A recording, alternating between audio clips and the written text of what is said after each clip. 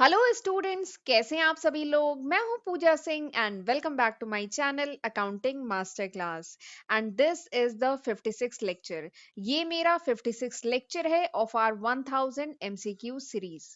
And आज इस lecture में हम डिस्कस करने वाले हैं multiple choice question on subject business environment.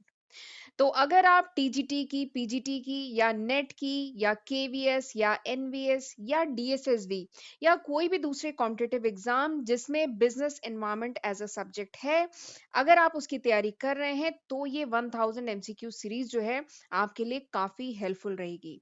तो मेरा बस यही कहना है कि इसका जरूर फायदा उठाएं, खुद भी पढ़ें और फ्रेंड्स के साथ भी ज्यादा से ज्यादा शेयर करिएगा इन वीडियोस को। राइट। तो चलिए फिर बिना टाइम वेस्ट किए हम आज का वीडियो लेक्चर स्टार्ट करते हैं। पहला question, government has started diluted its stake in public enterprises, which concept is being referred here? ठीक है। क्वेश्चन क्या है कि गवर्नमेंट ने पब्लिक इंटरप्राइजेस में अपने जो स्टेक हैं, अपने जो शेयर्स हैं, ठीक है, उसे डाइल्यूट करना शुरू कर दिया है। तो ये कौन सा कॉन्सेप्ट है, ये किस कॉन्सेप्ट की यहाँ पे बात हो रही है? तो ऑप्शन में आपको दिया है globalisation, liberalisation and privatisation and none of the above. ठीक है, तो ये चार ऑप्शन आपको दिए गए हैं। तो इसका सॉल्यूशन जो है वो बताने से पहले मैं आपको एज यूजुअल, जैसे मैं हमेशा करती हूँ, मैं आपको ये जितने भी ऑप्शंस हैं इन सभी के बारे में थोड़ा सा डिटेल में बता देती हूँ, जिससे आप इसका जो सॉल्यूशन है वो खुद ही फाइंड आउट कर लेंगे। ठीक है। तो हम जानते हैं न्यू इंडस्ट्रियल पॉलिसी आई थी 1991 में, और इस पॉलिसी में सबसे खास जो कॉन्सेप्ट था, सबसे इंपॉर्टेंट पॉइंट था इस पॉलिसी का, that was LPG. LPG LPG is liberalisation, privatisation और ग्लोबलाइजेशन। ये 1991 की जो न्यू इंडस्ट्रियल पॉलिसी थी उसका सबसे इंपॉर्टेंट पॉइंट यही था, एलपीजी। ठीक है। तो यहाँ पे उसी की बात हो रही है। अब ये एलपीजी है क्या? वैसे तो देखिए, बिजनेस एनवायरनमेंट पे इसका जो थ्योरेटिकल कॉन्सेप्ट है, बिजनेस एनवायरनमेंट सब्जेक्ट में ऑलरेडी अपने चैनल पे कवर कर चुकी हूँ, जहाँ पे मैंने बहुत डिटेल में ये सारे ही कॉन्सेप्ट डिस्कस किए हैं। बट चलिए मैं शॉर्ट में फिर से डिस्कस कर रही हूँ।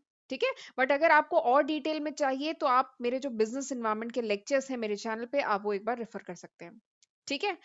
तो एल क्या था? L is liberalisation. लिबरलाइजेशन मतलब होता है लिबरल होना, उदार होना। ठीक है। उदारवादी पॉलिसी, लिबरलाइजेशन यानी उदारवादी पॉलिसी।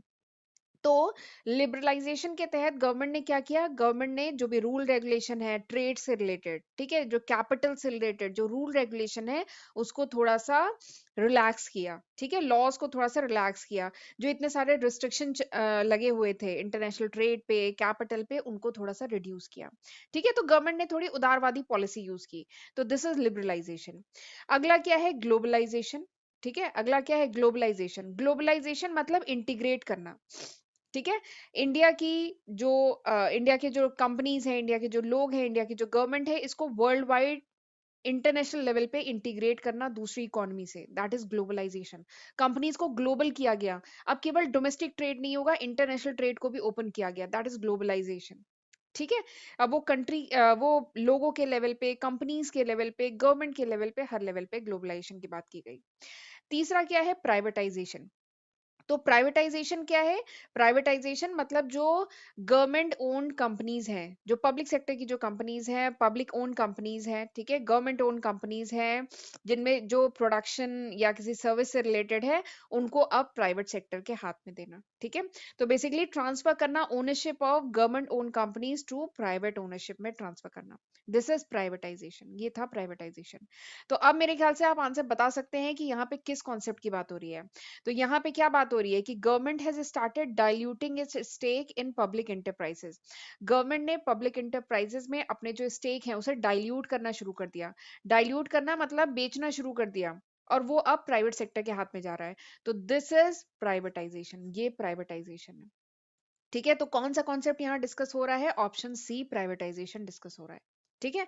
तो option C is the correct answer. Right. चलिए देखते हैं सेकंड क्वेश्चन।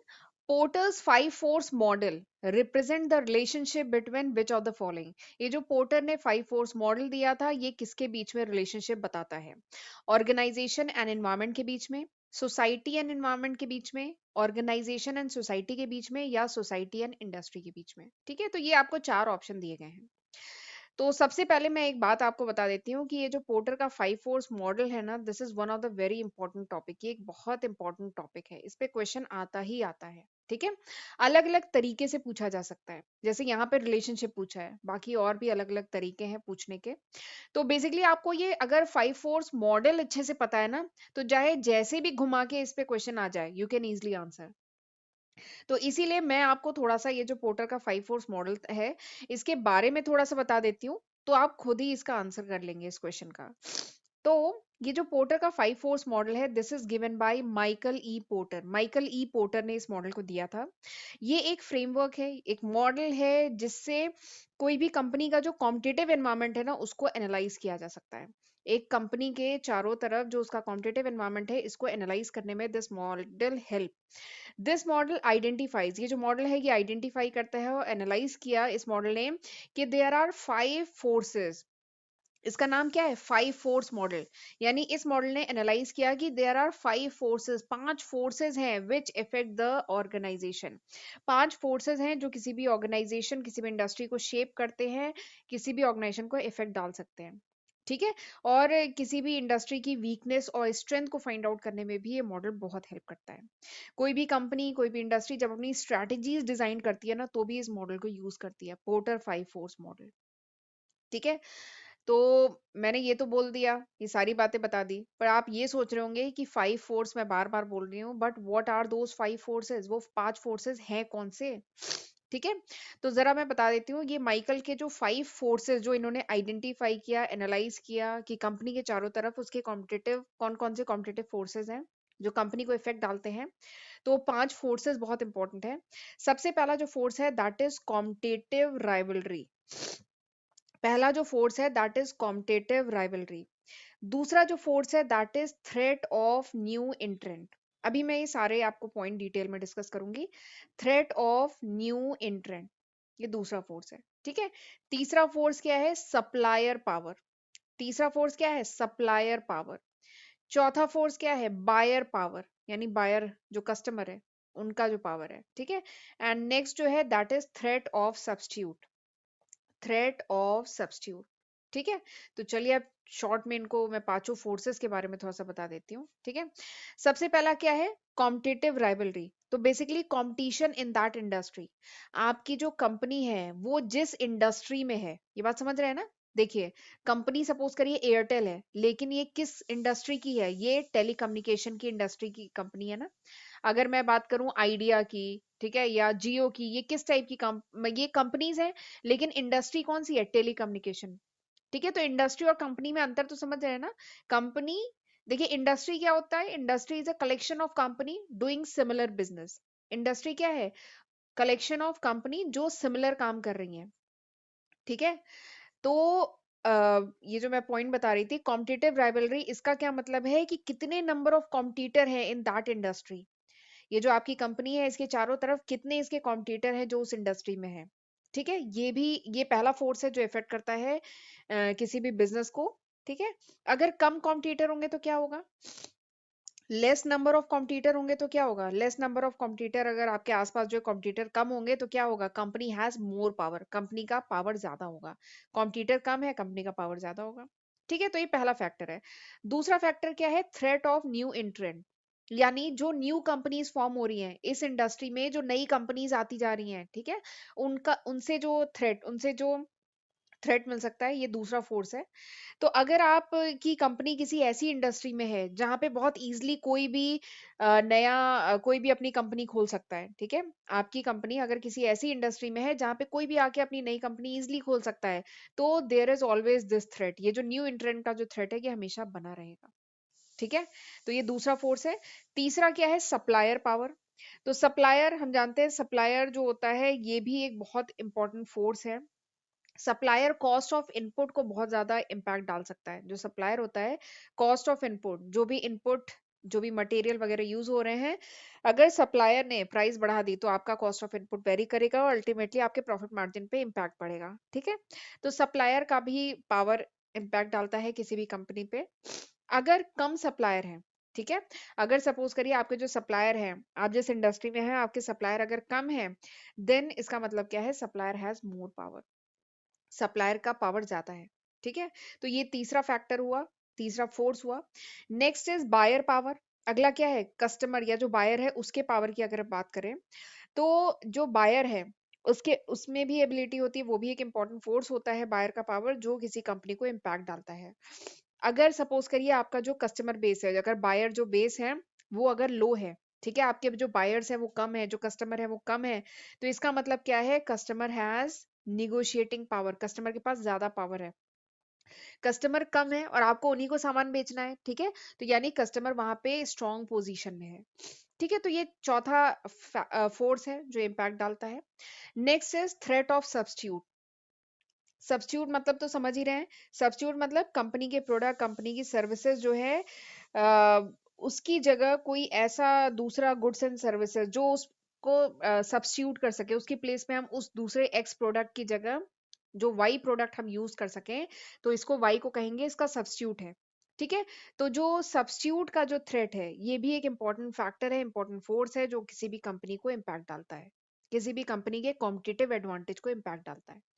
ठीक है, तो ये 5 फोर्सेस हैं जो इम्पैक्ट डालते हैं। तो अब मेरे ख्याल से आप इस क्वेश्चन का आंसर कर सकते हैं कि पोर्टर का जो 5 फोर्स मॉडल है ये किसके बीच में रिलेशनशिप बताता है। तो it gives the relationship between organization और उसके चारों तरफ जो एनवायरनमेंट है उसके बीच में रिलेशनशिप बताता है। तो option A is the correct answer, option A correct answer है। ठीक है, और मुझे कोल्ड बहुत ज्यादा हुआ है इसीलिए आज थोड़ा सा आपको मैनेज करना पड़ेगा, मेरी वॉइस इसीलिए थोड़ा सा ब्रेक हो रही है। ठीक है, चलिए आगे बढ़ते हैं। अच्छा, आगे बढ़ने से पहले मैं बताना चाहूंगी कि this is the list of subject जो मैं आज की तारीख यानी जुलाई 2022 तक अपने चैनल पे अपलोड कर चुकी हूँ। अगर ये वीडियो वैसे आप कुछ महीने बाद देख रहे हैं, कुछ साल बाद देख रहे हैं, तो होपफुली मैं इसमें काफी न्यू सब्जेक्ट ऐड कर चुकी होंगी। ये अभी तक है, जुलाई 2022 तक। तो मेरा बस यही कहना है कि जरूर इसका फायदा उठाइएगा, खुद भी पढ़िएगा और फ्रेंड्स के साथ भी ज्यादा से ज्यादा शेयर करिएगा। राइट, और चैनल पे पहली बार आए हैं, चैनल को अभी तक नहीं सब्सक्राइब किया है, then do subscribe my channel and notification bell भी प्रेस करिएगा, तभी आपको मेरे जो अपकमिंग वीडियोस हैं उनकी नोटिफिकेशन मिल पाएगी। ठीक है, और प्लीज मुझे कमेंट सेक्शन में जरूर बताइएगा कि हाउ वाज दिस लेक्चर, ये लेक्चर कैसा था। ठीक है, चलिए आगे बढ़ते हैं। नेक्स्ट क्वेश्चन है, पेस्ट इज स्टैंड फॉर। ये जो पेस्ट होता है वो क्या होता है, तो ये वो वाला पेस्ट नहीं है, पेस्टिसाइड वाला पेस्ट नहीं है। बिजनेस एनवायरनमेंट के टॉपिक में जो पेस्ट है, this is an important analysis, ये एक बहुत इंपॉर्टेंट पेस्ट एनालिसिस, एक बहुत इंपॉर्टेंट टॉपिक है आपके बिजनेस एनवायरनमेंट का। ठीक है, और पेस्ट एनालिसिस बेसिकली होता क्या है, चलिए थोड़ा सा बताते हैं। तो ये जो पेस्ट एनालिसिस है, this is a management analysis या कह लीजिए मैनेजमेंट मेथड है, जहां पे ऑर्गेनाइजेशन एसेस करती है मेजर एक्सटर्नल फोर्सेस। ठीक है, ये आपकी ऑर्गेनाइजेशन है। ठीक है, तो पेस्ट एनालिसिस में बेसिकली ऑर्गेनाइजेशन एसेस करती है मेजर एक्सटर्नल फोर्सेस जो किसी भी ऑर्गेनाइजेशन के जो ऑपरेशन है उनको इन्फ्लुएंस कर सकता है। तो कौन कौन से इंपॉर्टेंट एक्सटर्नल फोर्सेस हैं जो किसी भी ऑर्गेनाइजेशन के ऑपरेशन को इम्पैक्ट डालते हैं, ठीक है, उसी को पेस्ट मतलब वही जो होते हैं उनको एनालाइज किया जाता है पेस्ट एनालिसिस में। तो बेसिकली पेस्ट एनालिसिस में P is stand for political. Paste analysis में पी क्या है, पी इज पॉलिटिकल। ई क्या है, इकोनॉमिक। एस क्या है, सोशल। टी क्या है, टेक्नोलॉजिकल। तो पेस्ट एनालिसिस में बेसिकली ऑर्गेनाइजेशन एनालाइज करती है अपने चारों तरफ जो पॉलिटिकल एनवायरनमेंट है, जो इकोनॉमिक एनवायरनमेंट है, जो सोशल एनवायरनमेंट है और जो टेक्नोलॉजिकल एनवायरनमेंट है, उनको, ये कुछ मेजर फोर्सेस हैं जो किसी भी कंपनी के ऑपरेशन को इम्पैक्ट डालते हैं, तो उनको एनालाइज करती है, आइडेंटिफाई करती है। तो यही काम होता है पेस्ट एनालिसिस में। ठीक, और इसी के आगे एक और एक्सटेंशन है पेस्ट एनालिसिस का, दैट इज पेस्टले। पेस्टले, तो पेस्ट तो वही है, political, economic, social and technological, but इसमें एल और ई और ऐड हुआ है, ये this is the extension of paste analysis. तो पेस्टले क्या है, पेस्टले में एल स्टैंड फॉर लीगल, इसमें L stand for legal and E stand for environmental. तो अब ये भी जो पेस्ले एनालिसिस है ये भी अब एक पॉपुलर बिजनेस इन्वायरमेंट का पार्ट है। ठीक है, ये भी एक इम्पॉर्टेंट कह लीजिए एनालिसिस टूल है जो ऑर्गेनाइजेशन यूज करती है। ठीक है, जिसमें एल क्या है, legal and E is environmental. ठीक, तो दिस इज पेस्ले। तो आपको दोनों पता होना चाहिए। तो अब मेरे ख्याल से आप आंसर बता सकते हैं कौन सा आंसर सही है, option C is the correct answer. ठीक, चलिए अगला क्वेश्चन देखते हैं, which of the following type of risk can be attributed to macro variable. इसमें कौन सा रिस्क है जो मैक्रो वेरिएबल से रिलेटेड है। ठीक है, and which is beyond the control of the business, जो बिजनेस के कंट्रोल के बाहर है। आपको बताना है इसमें से कौन सा रिस्क है। ऑप्शन है आपके systematic risk, unsystematic risk, residual risk and diversifiable risk. ठीक है, तो आपको बताना है इसमें से कौन सा रिस्क है जो मैक्रो वेरिएबल से रिलेटेड है और जो beyond the control of the business है, बिजनेस के कंट्रोल के बाहर है, वो कौन सा रिस्क है। तो चलिए मैं इन चारों ऑप्शन के बारे में थोड़ा सा बता देती हूँ आपको। तो सबसे पहले हम डिस्कस करते हैं सिस्टमैटिक रिस्क। तो देखिए नाम से ही समझ में आ रहा है, सिस्टमैटिक रिस्क यानी वो risk which is systematically applied, यानी एक जैसा अप्लाई होता है on all the companies, company A B C D या जितनी भी इंडस्ट्रीज हैं उन पे एक सिस्टमैटिक वे में जो रिस्क अप्लाई होता है। ठीक है, जिन पे सिमिलर रिस्क जिन सारी कंपनीज पे अगर लगता है तो ऐसे रिस्क को कहते हैं सिस्टमैटिक रिस्क।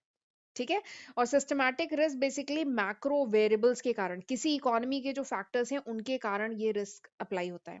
ठीक है, this is not company specific risk, ये जो सिस्टमैटिक रिस्क है ये कंपनी स्पेसिफिक रिस्क नहीं होता है और ये कंपनी के कंट्रोल के बाहर होता है। अगर कोई कंपनी ए सोचे कि मैं इस रिस्क को कंट्रोल कर सकता हूँ, तो इसके 100% इसके इफेक्ट को कंट्रोल करना मुश्किल है।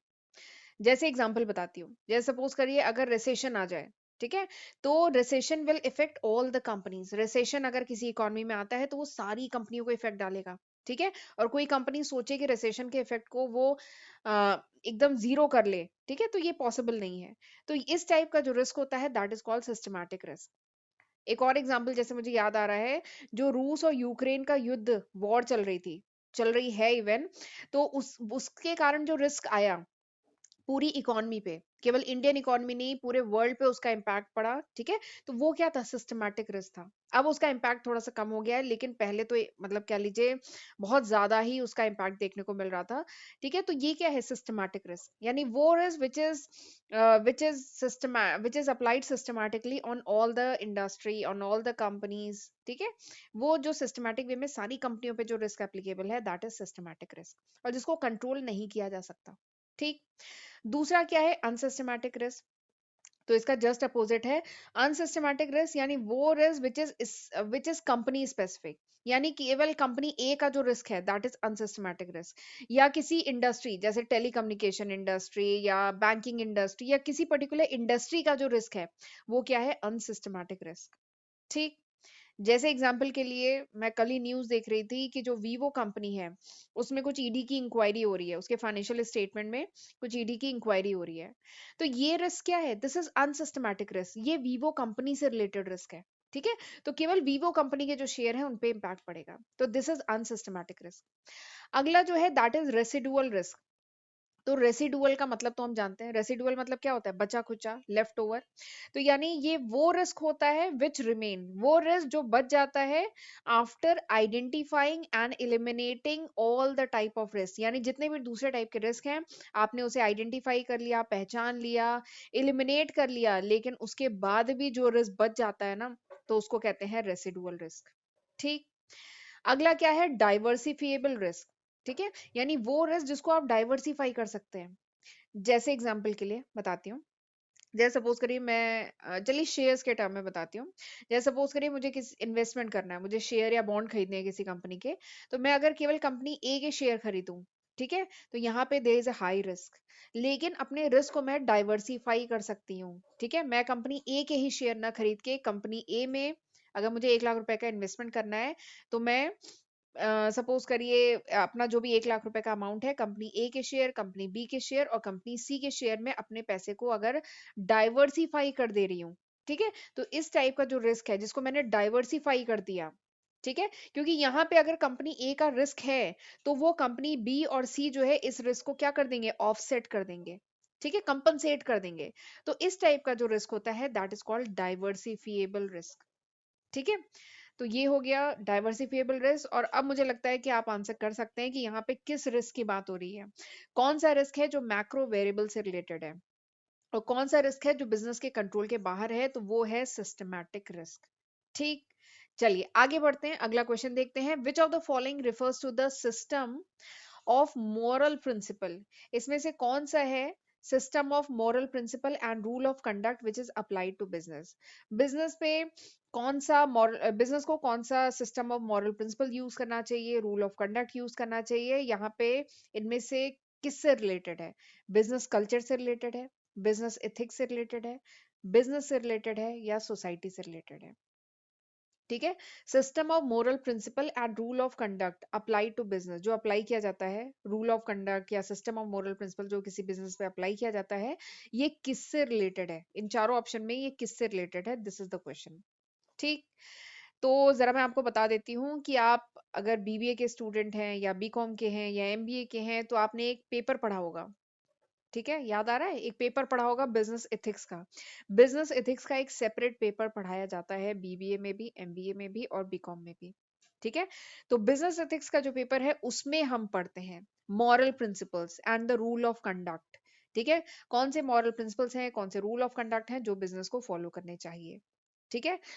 हम बिजनेस एथिक्स में पढ़ते हैं कि कौन सी बेसिक गाइडलाइन है जो बिजनेस को फॉलो करनी चाहिए। ठीक है, ये सारी चीजें हम इसमें पढ़ते हैं बिजनेस एथिक्स में।